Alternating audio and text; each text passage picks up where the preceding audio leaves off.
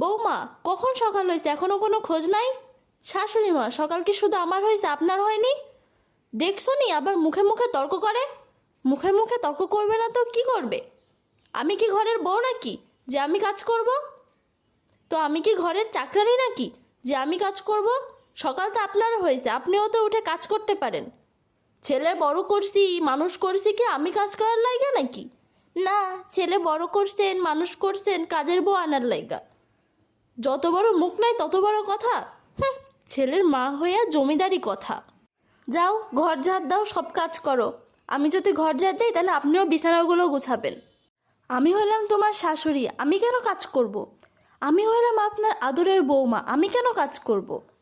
বিয়া করে আনে কি বসায় বসায় খাওয়ানোর জন্য? তাইলে আমার শ্বশুরও কি আপনাকে আনছে বসায় বসায় খাওয়ানোর জন্য? দেখছো নি কথাবার্তার অবস্থা?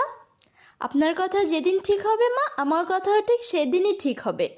আগে জানলে এমন মেয়ে জীবনেও বিয়ে করে নিয়ে আসতাম না। আমি যদি আগে জানতাম আপনি এমন, তাহলে আমিও জীবনেও এ বাড়িতে বিয়ে করতাম না। মুখে মুখে তো ভালোই তর্ক করতে পারো, এই তর্কর মতো যদি কাজটাও ঠিক মতো করতে পারতে তাহলে তো ভালোই হতো। আপনিও তো মুখে মুখে ভালোই তর্ক করতে পারেন, এত তর্ক না করে আমার সাথে কাজে হেল্প করলেও তো আপনি পারেন।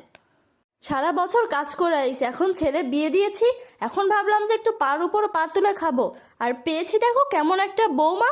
সারা বছর কষ্ট করে আইছি, এখন ছেলে বিয়ে দিয়েছি, ভাবলাম একটু পার উপরে পা তুলে শান্তি মতো খাবো, তা না কি একটা বউ নিয়ে আসলাম।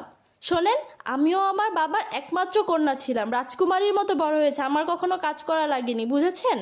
না, এর সাথে কথা বলে কোনো লাভ হইতো না। আজকে আসুক আমার পোলা বাড়িতে, আজকে একটা না একটা হেস্ত নেস্ত হয়েই ছাড়বে। হ্যাঁ ঠিক আছে ঠিক আছে, আসুক আজকে আপনার ছেলে, দেখবো কি হয়। আজকে আসুক আমার পোলাই, আমি আজকে আমার পোলার কাছে নালিশ করব।